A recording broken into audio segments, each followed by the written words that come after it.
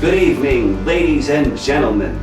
Rumsfeld here, filling in for the late great Howard Cosell. Down goes Frazier. Down goes Frazier. Down goes Mayweather. It brings me great pleasure to say to you that this is Rummy's Corner. That was horrific. Cosell's probably rolling in his grave if he heard that fiasco. Oh, that's garbage and you know it. Okay, the time's almost here. We're less than 2 weeks out from the pay-per-view extravaganza between Floyd Mayweather Jr. and Manny Pacquiao. The big question is, who will win? There are basically two schools of thought. On one side, those favoring Floyd tend to cite the fact that he's the most intelligent and versatile fighter in boxing today, that he can adapt to any style, and that Pacquiao doesn't pose any type of threat that he hasn't seen before. On the other side, Pacquiao supporters will disagree, particularly with that last point, because they believe Pacquiao does bring something to the table with his unorthodox high-volume style and his southpaw stance. They believe these are things that will trouble Floyd. So which is the correct school of thought? Is Pacquiao too unorthodox for Floyd, or is Floyd too smart and versatile for Pacquiao? I think, as with most situations, the truth probably lies somewhere between the two extremes. So I will decisively say a little from column A and a little from column B. Now, as far as how I think the fight's going to go down between Mayweather and Pacquiao, there's one fight in recent years that I think I can draw a lot of parallels to as to how I think that fight's going to go. And the fight I'm referring to was the first bout between Bernard Hopkins and Jean Pascal back in December of 2010. Similarity number one between these fights is styles. On one hand, you have Hopkins and Mayweather. They're both intelligent fighters, they're both versatile, and they're both very good at making adjustments inside the ring. On the other side, you have Pascal and Pacquiao. Both of them are unorthodox, both of them have very fast hands, and both of them have really good pop behind their punches. I'm not drawing a direct style comparison here between Floyd and Hopkins and between Pascal and Pacquiao. I know that the style aspects I'm looking at are very general and very limited in scope.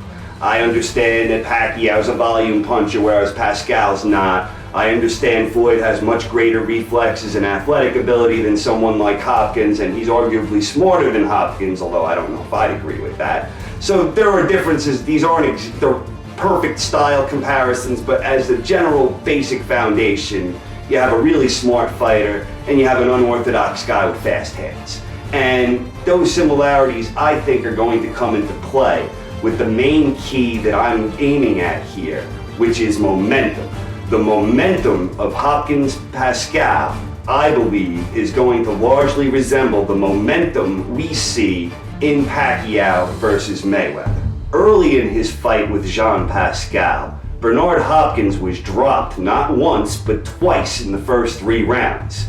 This was the first time Hopkins had officially suffered a knockdown in 16 years.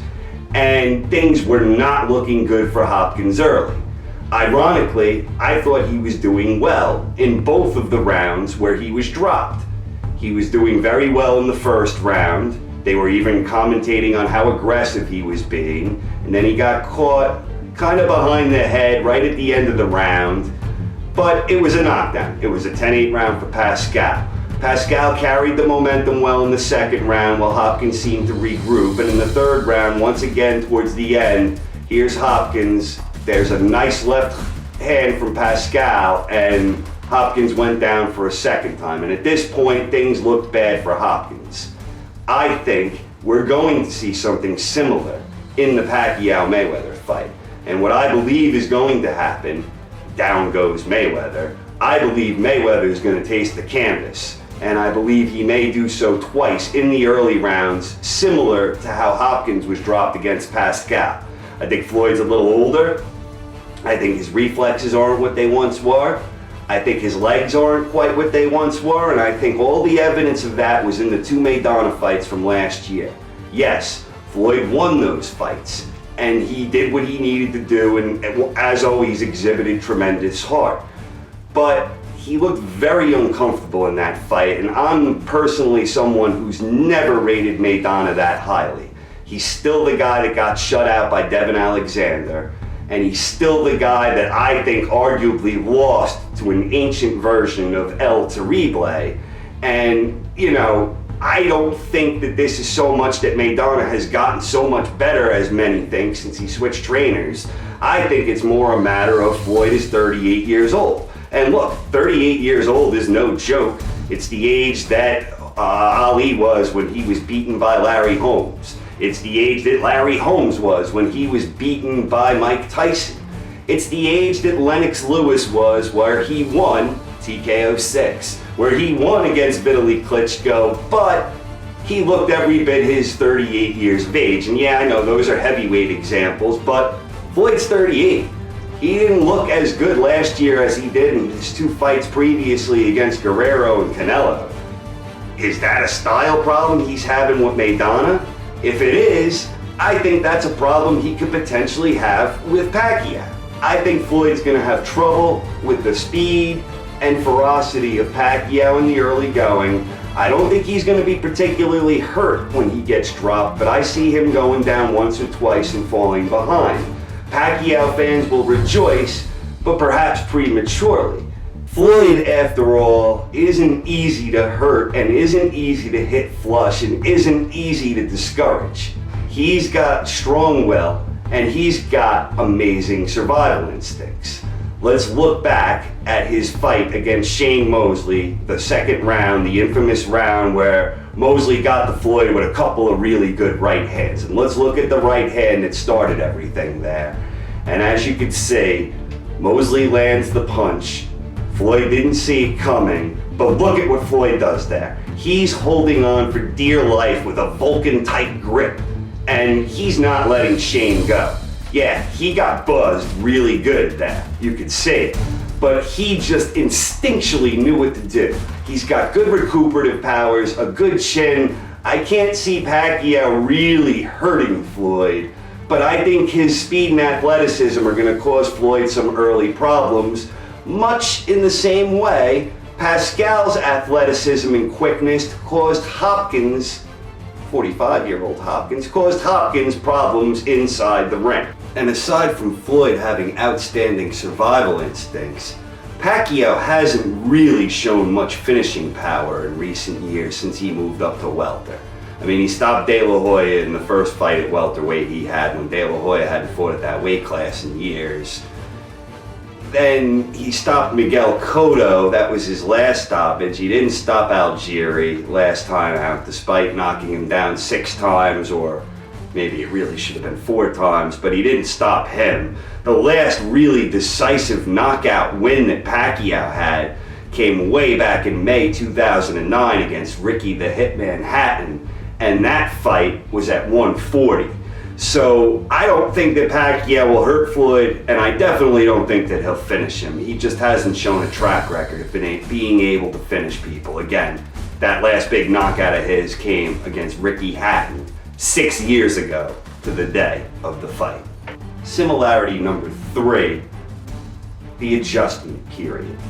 I believe after suffering an early setback or two against Pacquiao, Floyd is eventually going to settle in, get back into a groove, and figure Pacquiao out, where Pacquiao will start settling into what was working and not be as quick on adjusting or not being as able to adjust as Floyd will be to what he's doing. And this is exactly what happened in Hopkins' fight with Pascal. After the second knockdown he suffered in the 3rd round, he really got into a groove and started finding his rhythm, and he was hitting Pascal with combinations, and he was walking him into traps, and he just started finding ways to get to Pascal and to start scoring points. And this momentum shift was evident. The Showtime commentators at the time, it was Al Bernstein and Antonio Tarver, they saw this transition where Hopkins seemingly out being dropped twice, losing the first 3 rounds. Hopkins worked his way back into that fight, and I think that's exactly what's going to happen in Pacquiao-Mayweather. I think after Pacquiao gets off to an explosive start, Floyd's going to start seeing those punches better. Floyd's going to start finding holes and openings. Pacquiao might get a little more reckless. Floyd will capitalize if and when he does. And I think slowly but surely, the momentum is going to clearly shift Mayweather's direction. But I think he's going to wind up outboxing Pacquiao, winning rounds, winning close rounds, but doing enough to clearly win rounds. They're not going to look uber impressive. They're not going to be the type of things that have you thinking Pacquiao is going to go down, but they're going to be the kind of things that win rounds. And I think Floyd's going to string together a number of rounds. And that will bring us to similarity number 4, the verdict. At the end of the day, I had no doubt in my mind that Hopkins deserved to win that fight against Pascal. He deserved to win against Calzaghe, and he definitely deserved to win the rematch against Jermaine Taylor, but this is all something for another episode. But the point here, Bernard deserved to win against Pascal, and I think that Floyd will probably deserve to win against Manny Pacquiao. And the verdict was a majority draw. 2 judges had it a draw. 1 judge had Hopkins up 2 points, which I think was the right score. I had it 8 rounds to 4 for Hopkins with the 2 knockdowns. That comes out to a 114 to 112 victory for Bernard, and that's exactly how I thought the fight should have been scored. But it was a majority draw. I think we're going to see something similar here. I think Floyd's going to deserve the decision. If you objectively look round by round and score them fairly, you're going to see that Floyd outpoints Pacquiao at the end of the day by a slim but decisive margin, because the win rounds that Floyd wins aren't going to be rounds I think Pacquiao does particularly well in. And I think despite suffering the early knockdowns, Floyd's going to deserve the victory. I don't think this one's going to be a majority draw though. So for my official prediction, I believe that Manny Pacquiao is going to defeat Floyd Mayweather Jr. by majority decision, and a very controversial one, much in the same light of Hopkins-Pascal 1. Pascal and Hopkins did have their rematch, and this time Hopkins succeeded in becoming the oldest fighter to ever win a major world championship at the age of 46. I believe, much like their highly anticipated rematch following their controversial match, I believe Mayweather and Pacquiao will see a rematch. There'll be a lot more money, a lot more greed and corruption going around behind the scenes, and we'll get to do it again, and we'll see what happens. Guys, this is Rumsfeld. Thank you for tuning in. Enjoy the fight. I hope it's a good one, and whatever happens, whoever wins, may the best man win, and may there be no corruption involved whatsoever. I hope I'm wrong about the controversial decision. Enjoy the fight, folks, and tune in next time. Down goes Frazier! Down goes Frazier! Down goes Frazier! The heavyweight champion is taking the mandatory 8 count, and Foreman is as poised as can be in a neutral corner. He is as poised as can be. We have a minute left in this first round, and already this fight is proving out what some have expected.